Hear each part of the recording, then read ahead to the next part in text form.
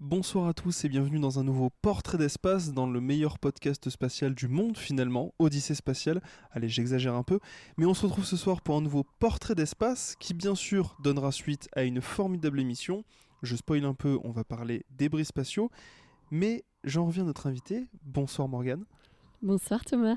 Alors, est-ce que déjà tu peux te présenter à nos auditeurs ta profession, en quelques mots l'entreprise Astroscale, où nous sommes aujourd'hui? Bien sûr, quel honneur d'être dans ce podcast, donc le meilleur du monde, c'est un vrai honneur. Donc moi je m'appelle Morgane, je suis directrice stratégie et affaires publiques chez Astroscale France. Ça consiste en la stratégie spatiale de la société. Donc c'est une société de services en orbite, le business développement, la relation institution publique et les agences spatiales. Marketing, communication, voilà, beaucoup de choses parce que Astroscale France, ça reste une petite société, une start-up dans un groupe plus gros. Donc nous, on est une trentaine versus le groupe qui est environ 700 implanté dans 5 pays. Le groupe qui s'appelle? Le groupe s'appelle donc Astroscale.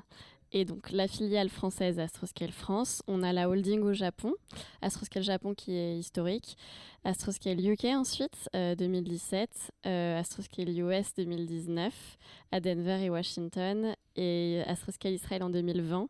Et donc le petit dernier, le bébé Astroscale France qu'on a implanté en 2023. Donc vraiment le dernier né de la filiale. Et on reviendra, je pense, dans l'émission sur la complémentarité entre toutes vos filiales. Mais est-ce que tu peux nous décrire en quelques mots une journée type pour toi en tant que chargé des relations publiques, chargé de la stratégie d'Astroscale au niveau spatial? Bien sûr, ouais, c'est des titres un peu pompeux. On va voir vraiment ce que ça comprend. Donc, au sein d'Astroscale, moi j'ai plusieurs missions. La principale, ça va vraiment être de m'assurer qu'on ait une feuille de route avec des missions qui soient cohérentes avec nos experts techniques. Donc je travaille en coordination étroite avec la direction technique. Et moi, j'ai un petit peu la direction, on va dire, commerciale et relations gouvernement. Donc ça va consister en pas mal de réunions, je pense comme tout le monde qui travaille sur ordinateur. Beaucoup de visites aussi donc des institutions dans nos locaux pour leur montrer ce qu'on sait faire, leur parler de leurs programmes, leurs ambitions, voir comment nous, nos programmes et nos technologies vont correspondre à leur volonté et au financement qu'ils peuvent apporter, parce qu'on a quand même beaucoup de financements en ce moment qui sont gouvernementaux. Ça va être aussi des réunions dans ces institutions, donc à Paris, à Bruxelles au niveau de la Commission européenne, voire en Europe, on suit un peu les conférences spatiales. Et ça va être aussi toute la relation partenaire. Donc on travaille évidemment pas tout seul. Un satellite, ça a beaucoup de composants et surtout nous avec nos technologies de pointe qui n'ont jamais été développées. Donc tout l'écosystème français, européen de partenaires. Donc des réunions pour s'aligner sur la stratégie, du pilotage aussi à court terme, moyen terme, long terme. À la base, j'ai commencé aussi avec les analyses de marché. Donc Astroscale, c'est développer des technologies de services en orbite. Évidemment, c'est du spatial, il nous faut les technologies. Mais on a vraiment 3 piliers depuis le début. Donc le deuxième étant la réglementation. Il faut que la réglementation soit assez stricte ou en tout cas assez supportrice de nos technologies pour protéger les satellites, pour protéger les orbites, pour désorbiter et forcer les opérateurs, ou en tout cas les inciter plutôt à se désorbiter. Et le troisième, du coup, l'aspect commercial. On reste une société, même si c'est du spatial, donc avec un service qui tend à être profitable.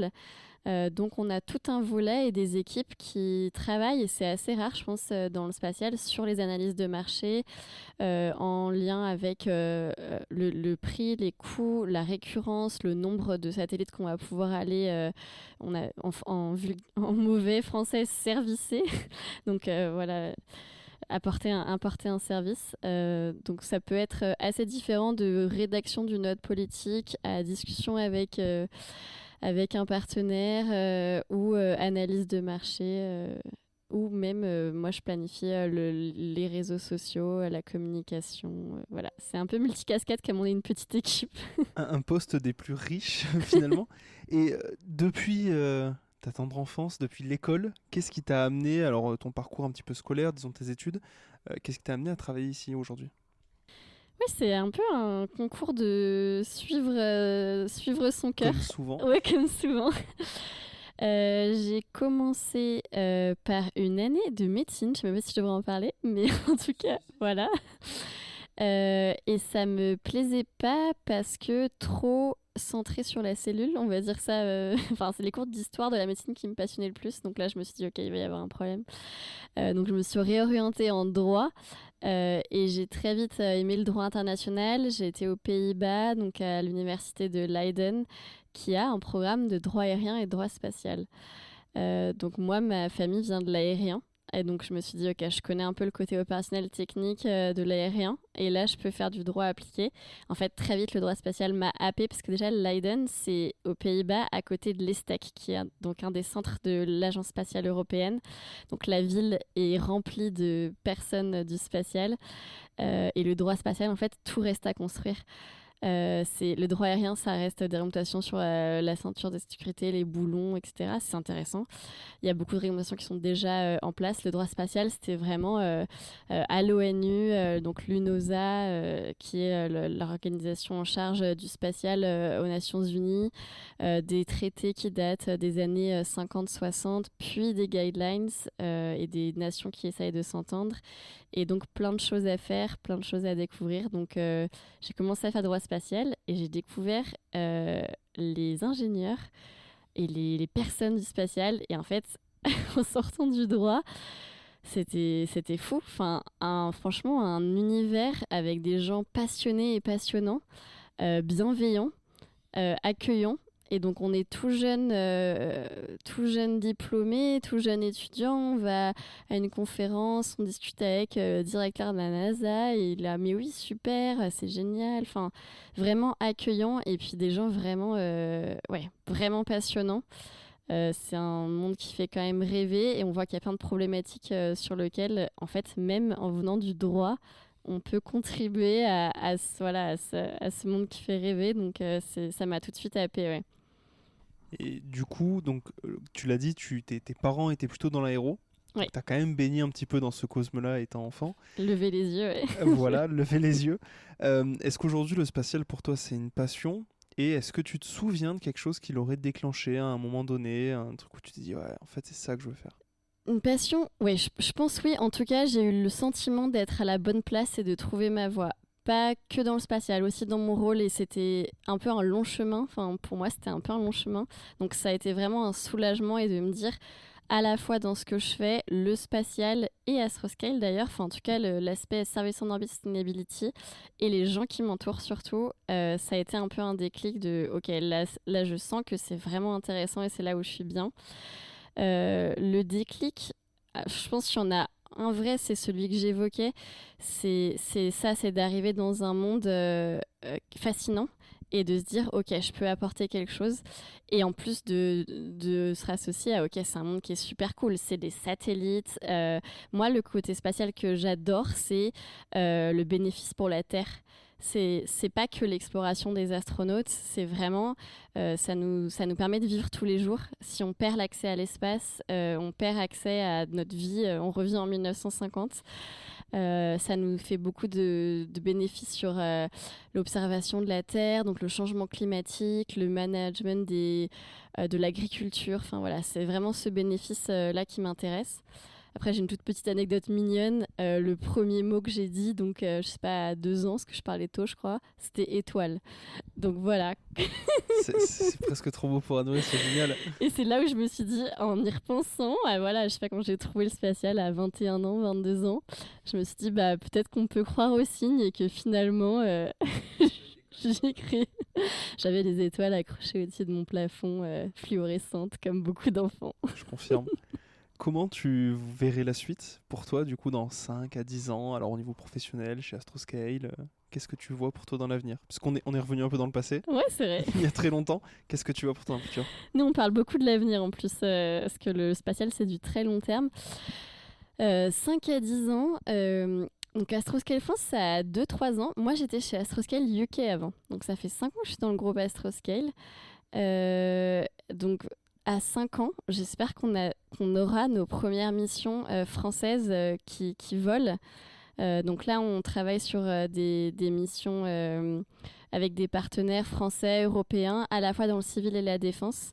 On a eu 2 ans de phase de montée en compétences. Donc dans 5 ans, j'espère qu'on a une mission qui se lance. Assister à un lancement d'une mission Astroscale France. Je pense que moi, si je suis encore là, ça fait 10 ans que je serai chez Astroscale. Enfin, c'est faux. Et dans 10 ans, en fait, le but, c'est d'avoir des services en orbite qui soient une routine.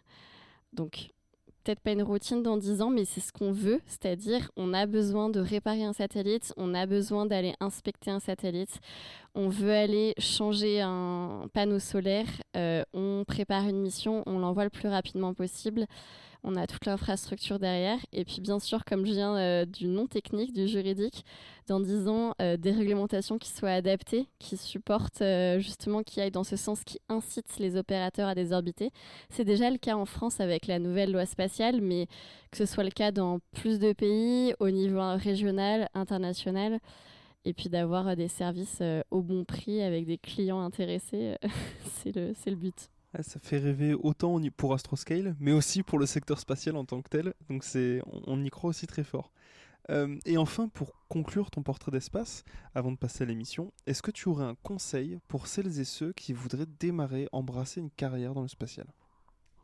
Je pense que mon conseil, c'est de frapper à la porte des personnes qui sont dans le spatial. Surtout quand on vient pas d'un univers technique. Donc c'est peut-être plutôt un conseil pour des lycéens ou des étudiants peut-être plus âgés. Parce que donc moi en droit, j'avais pas maintenant je suis peut-être la seule de mes anciens collègues à faire du spatial. Et en fait, j'ai découvert vraiment un monde où les gens sont très accueillants, sont vraiment bienveillants. Et le deuxième conseil, ce serait de ne pas hésiter à se renseigner, à se mettre les mains dedans, en fait, par des associations. Il y a plein de choses qui sont possibles. Moi, j'ai un peu commencé comme ça, notamment avec une asso rattachée à une association qui s'appelle le Space Generation Advisory Council, SGAC, où on peut être volontaire dans des groupes. Il y en a plein en France, il y a Astre, il y en a vraiment plein, où c'est des volontaires qui vont travailler parfois sur des sujets, qui vont aller faire des conférences à très haut niveau. Donc ça permet de rentrer dans le vif du sujet. Il y a notamment des groupes juridiques, donc de recherche de loi spatiale. Ça va du plus jeune étudiant, moi je pense que c'est quand même sorti de lycée, donc 19-20 ans. J'ai essayé jusqu'à 35 ans, donc voilà, au directeur, donc on travaille avec des gens du monde entier. Moi, je me suis fait plein d'amis en Europe, à la NASA, au Japon, en Inde, et surtout, c'est ça qui m'a donné une légitimité, une expertise, en fait. Peut-être plus un conseil pour la reconversion, en fait. Et puis, le premier conseil, de frapper à la porte. Moi, j'ai beaucoup de gens qui me sollicitent sur LinkedIn.